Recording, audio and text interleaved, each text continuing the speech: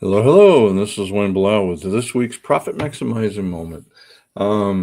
Today we're going to talk about why hard work really isn't growing your bank account. Look, I've been there. First of all, I've worked with small business owners, and they're some of the hardest working people I've ever worked with. The biggest lie I always joke is, you know, uh, start your own business. You won't work as hard. You'll have other people do the work for you. That's a myth. I've never worked harder for anybody else. I got the worst boss ever. At least I did for a long time. Um, but so what happens? We're working hard. I've worked with quite a few businesses where I was like, man, if you just work for somebody else, you'd make 10 times more and work a lot less. So, I mean, it's truthfully very simple. I've done it. All right. It really comes down to not focusing, is really what it comes down to, because first you have to back up and be able to say, what is it that makes you the most money? All right. And I'm going to cover this in more detail, but I'm going to give you the ask that back up even further. What is it you want to do for your customers, your clients? I started off with, I want to help them make more money and help them keep more of that in their pocket away from the tax people, the tax man. Anyways, but I started my business like everybody else, copying what I had learned working for other CPAs. It's taken me years to figure out, wait a minute, I just said I do two things really. All right. Well, I really do three. We do your tax return in a way that doesn't cost you more, that doesn't attract attention. All right.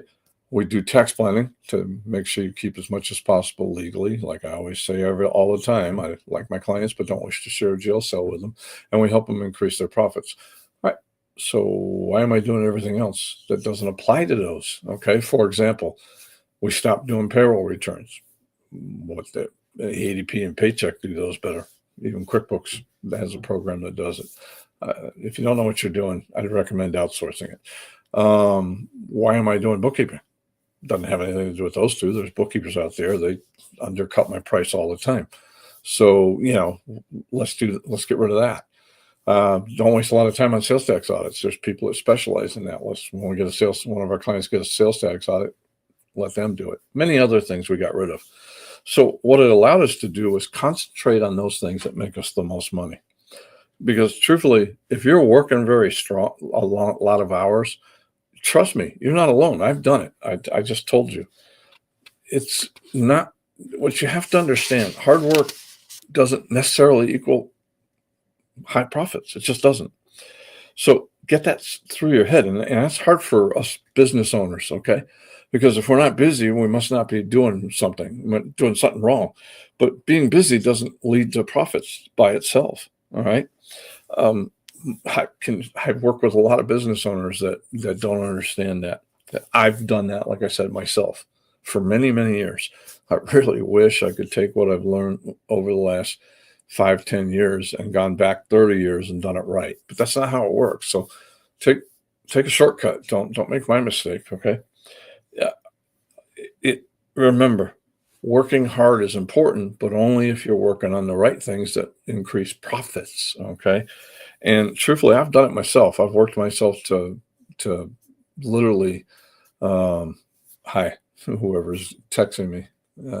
Anyways, I see you. I'm not going to stop to see everybody, but I'm just going to keep talking.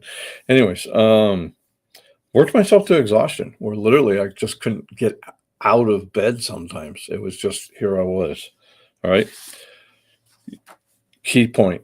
Your business grows when you focus on the things that bring you the most profit, not just the work that fills your day. Okay. So it's kind of important to have a plan. Really, it really comes down to that. It's very simple. Have a plan. And I told you what mine was. So you need to know, what is it. Now, why did I do that? Because I was trying to say I didn't want to be a necessary evil for my clients, because the only time you go to your CPA is because if you don't do a tax return, the IRS is going to throw you in jail. And the only reason you want a financial statement is the bank or the bonding company needs one. Well, that's only if, I didn't want to be that guy. I mean, we do them, obviously, but I also wanted to be somebody who helped our clients make more money and keep more of it from the IRS.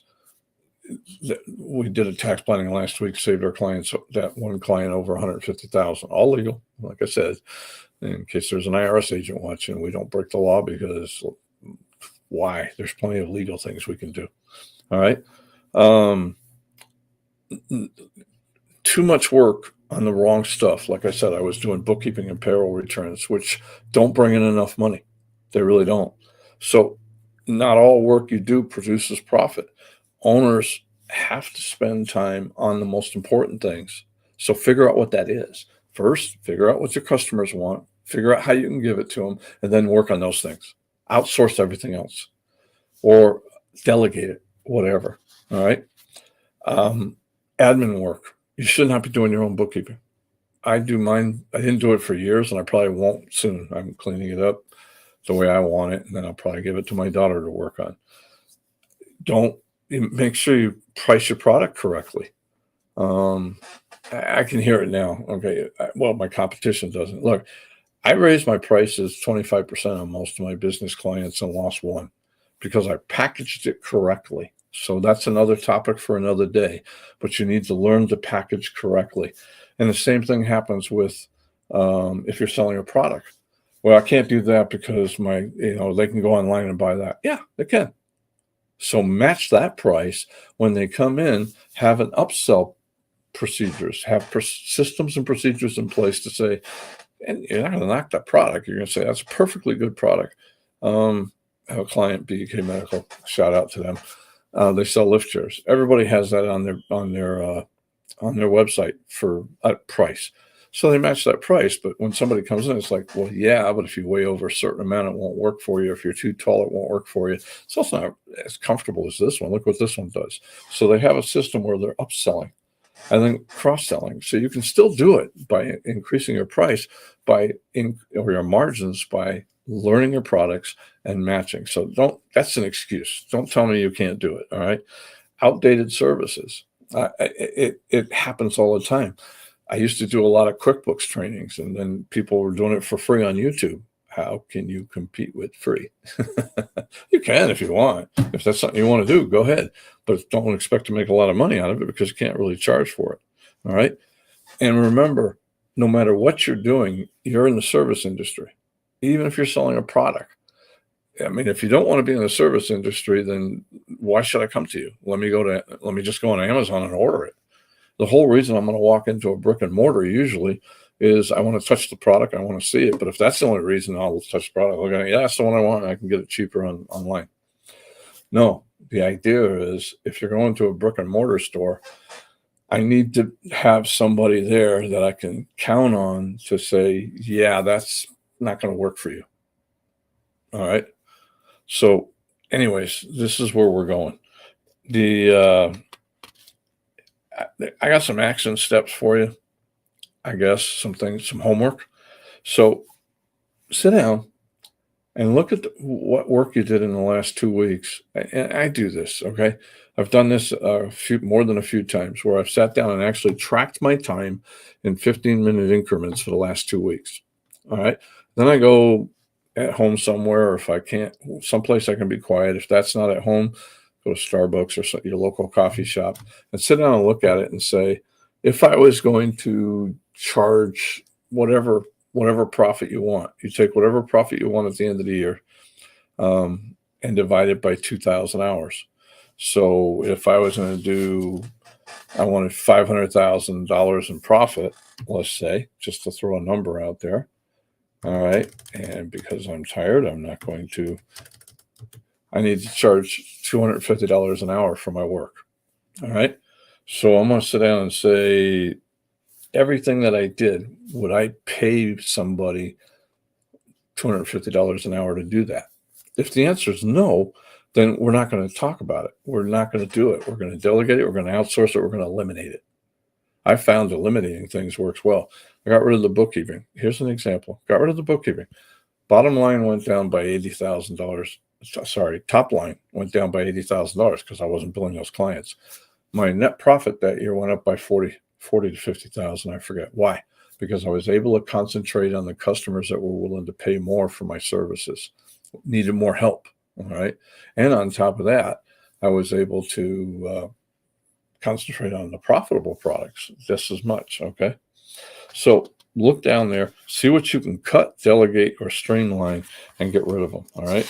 If the work does not move profit forward, really, obviously your bank account's not going to grow. All right. Now, the other thing you need to look at is spend some time looking for profit leaks. I call them costs that you don't track closely, over servicing customers or clients, spending way too much time with them, projects that take too long and longer than what you estimated and priced. If you're doing service, one of the biggest mistakes I see, got a client that's done this, they forget to bill. They just don't bill their time. And then, another thing is inefficient systems. If you don't have systems that work, you do have systems. It's just your employees are making them up as they go. All right. It's really a key. And somebody wrote this down for me. When you're doing everything yourself, leaks are hard to see when you look for them because it's harder for us to see our own mistakes. So be careful about that. So here's what I want you to do going forward if you want to take care of this. Make sure your books are complete and accurate. If they're not, get with your accountant and get them fixed. All right. Then have them teach you how to look at a P&L if you don't know how. All right. If you do know how, look at them at least monthly and see where you're making profits on. You also should be able to look at your customer sales and see which customers are bringing in the most. All right. Standardize how you deliver your work. How are products emailed out? How are you doing your services? And then make sure you bill. Look, I can sit down. The 90-day profit reset book is worth buying. We're getting ready to launch that course next year. That was all designed about the idea of how do I get around to stopping the leaks in the boat, tighten it up, keep the profits in business. Okay. So if you're not looking at your your numbers regularly, you don't know what's going on. All right. What do I want to track? Well, there's 5 reports that every business owner should look at. 1, how much money do I have in the bank? Most of them know that. They may not know correctly because they just look at what's on the bank rather than what's on their books, and they don't take into account checks that haven't cleared yet. I've seen people get in trouble for that. All right, receivables. Who owes you money? Payables. Who do you owe? All right. What is your profit? Your net income, and if at all possible, what's your profit on your larger customers? You probably can't do it on all of them, but make sure you're being profitable with your larger customers. And also, what's your sales? Sorry, my bad. Try to really keep track of your time. Make sure you're not overspending your time on the wrong thing. All right. Remember, hard work is not a plan. You need to have a complete target for what it is you're trying to do. So set a profit goal. Figure out by starting, okay, that's how much I want to make. How much do I need to do in the next quarter? How much do I need to do in the next month? How much do I need to do in the next week? And how much do I need to do today? It's really not that hard. What's my break even? Where's my sales? All right. So that's where we're going to get to. Talked about just about everything I wanted to talk about, I guess. This is a really big, it's hard to do this in 10 minutes. Okay. I'm trying to give you an overview as much as anything. But if you're serious about making money in your business, then take a look at our course that we're going to launch in late January, early February next year, and pick up the book. It's the 90-day profit. I got it here somewhere. Here we go. 90-day profit reset. And it's still on Amazon. I think the Kindle version is still, I kept the price low, like under $5. All right, look, you work way too hard and you're not making enough money, taking enough money home. Re-listen to this video, get the book, think about being on our course where we go over the 90-day reset, profit reset next year. Small changes can make a huge difference. And don't forget, go to my blog, look up anything we've got. We've been doing a lot of things there forever. So go to wjb-cpa.com. One of the tags is a blog. You can easily get there from there. You can do a search and find things there. We're always posting there too. Somebody asked, may I ask what your live is all about? really what it comes down to is I'm just trying to give every week some ideas for business, small business, to increase profits. It's really that simple. And we cover a lot of different topics. So if you go to the YouTube channel, look for me, you'll find going way back where we've got quite a few videos there. So, hey, until next time, this is Wayne Belisle saying let's make this our most profitable year ever.